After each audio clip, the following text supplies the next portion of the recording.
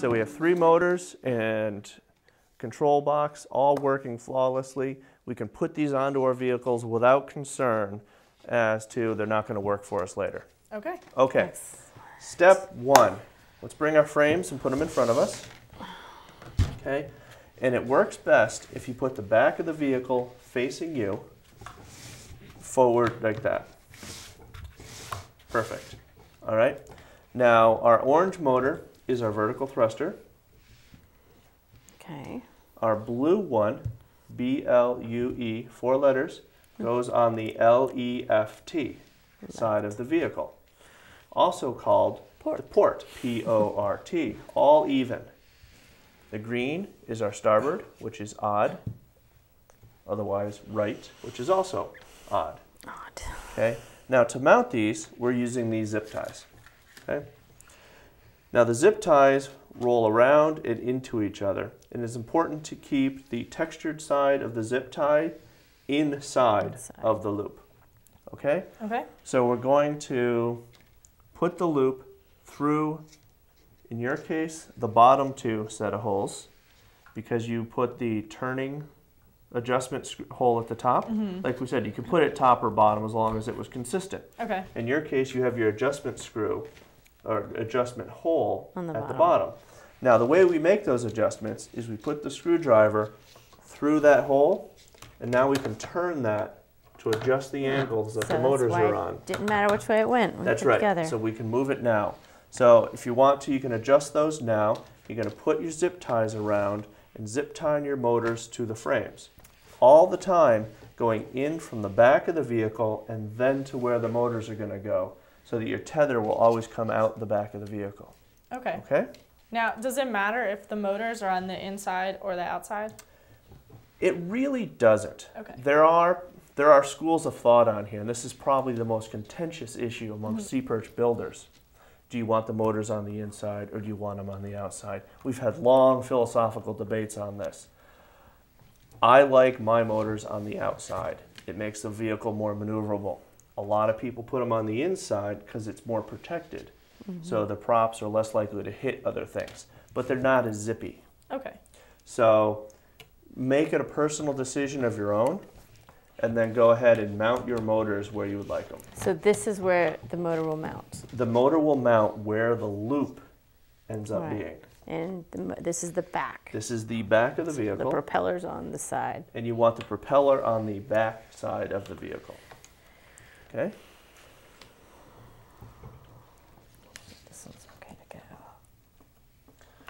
All right, so you'll go ahead and do that and snug up. Now sometimes before you put the motor in, get your zip tie started. So that way when you have one hand on your motor, all you need to do is grab that end and give it a nice tug.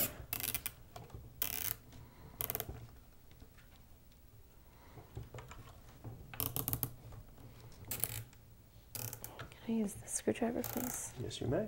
Thank you.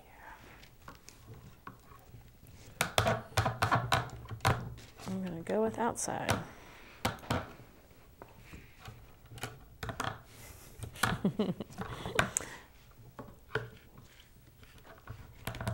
All right, so go ahead and now mount all 3 of your motors. Can I use that? Yes. Please? Thank you. The vertical motor you're going to want on the aft side of that crossbar, so it's in the best balancing point for the vehicle. Okay? Okay, And got again, you want the propeller facing up, which will give you the most downward thrust with it, allowing you to keep the vehicle so that it floats and you're pushing it down. Do they have to be lined up exactly They the don't same? have to be, but it's a it looks a lot lot better. better when they do. And does it drive a lot better also? Not noticeably, you know, a quarter inch here and there, you're not going to notice it. But the fashion police will definitely get after Fashion you. police.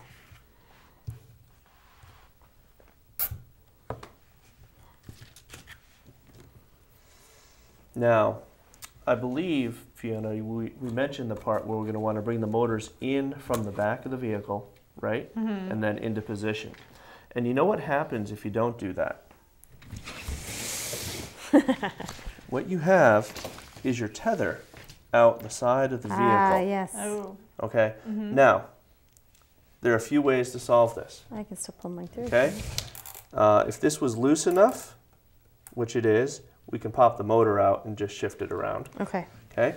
The other thing is, this is a PVC pipe frame. And we didn't glue it. And we didn't glue it. So we can just simply take it apart, put the wires where we want them, and reassemble the frame. It is really hard to do something that's not reversible with the Sea Perch frame, especially when it's not glued. Excellent. Okay? Another great reason. And thank you for demonstrating that for us. I'm We always there for appreciate you that. guys.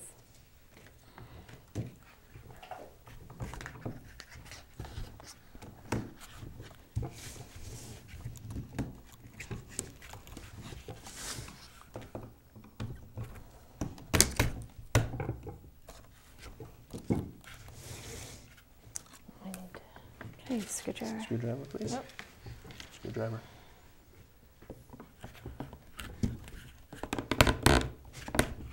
So like this, so it's facing up, right?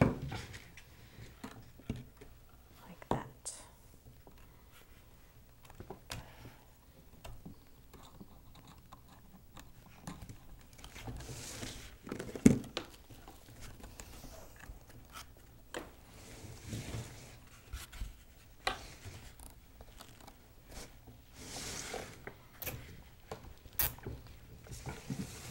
So it mounts like this, Correct. and the wires are in the Yep. appropriate place. Perfect.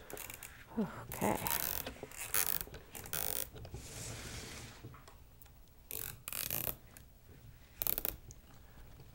Okay. Now that you have all of those with their first zip tie, you're going to want to go through and snug up each of those zip ties before we go ahead and add the second zip tie to the assembly.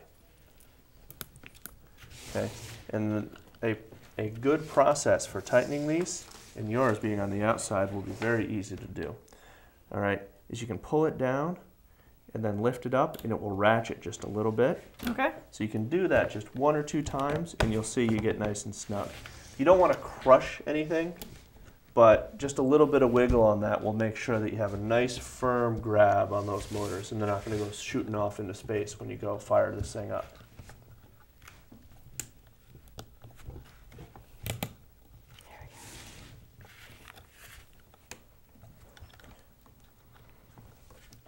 Okay, looks good. All right, now you may notice that these motors have a little bit of wiggle to them when we mount them like this. Yes. All right, so but we can fix that. Okay, so these are nice and snug already. So yep, snugging these ain't gonna fix it. Still wiggling. But hey, look at this. With We have just more. one more zip tie. What we do is we take it and we go around nothing but the zip tie. The only thing inside the loop of this new zip tie is the old zip tie. And by doing that, it makes a little bit of a base that now holds those Holds motors a little firmer. And it doesn't matter which way it goes. It doesn't matter which way it goes, and it doesn't have to be super tight. In fact, you don't want it to be super tight because you don't want it to hop underneath the motor. Right. So just go ahead and make those hand tight. And once you have those in place, you can go through and snip off. Now, before you start that, make sure you do not have the cable inside of that zip tie. Oh, I see what you're saying. Okay, if you get it in, is it a problem? No, as long as you make sure you're not pinching it to cut it. But it's better if you're not running that risk.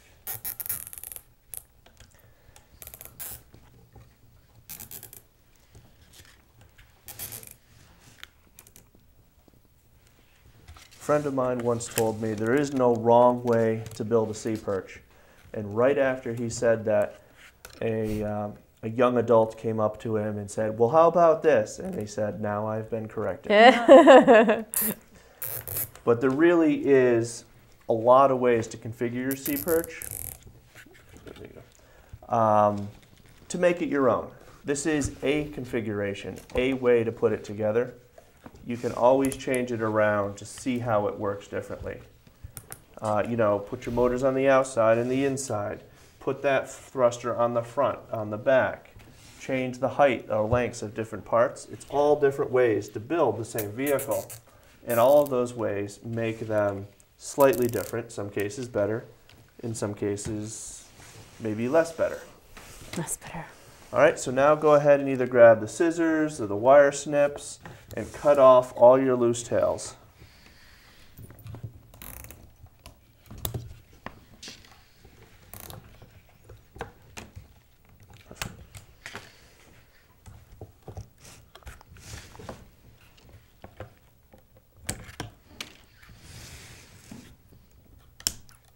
So, we now have sea perches with motors, with floats, with nets, with tethers. The last thing we have to do is secure our tether to the vehicle, and we are ready to go into the water.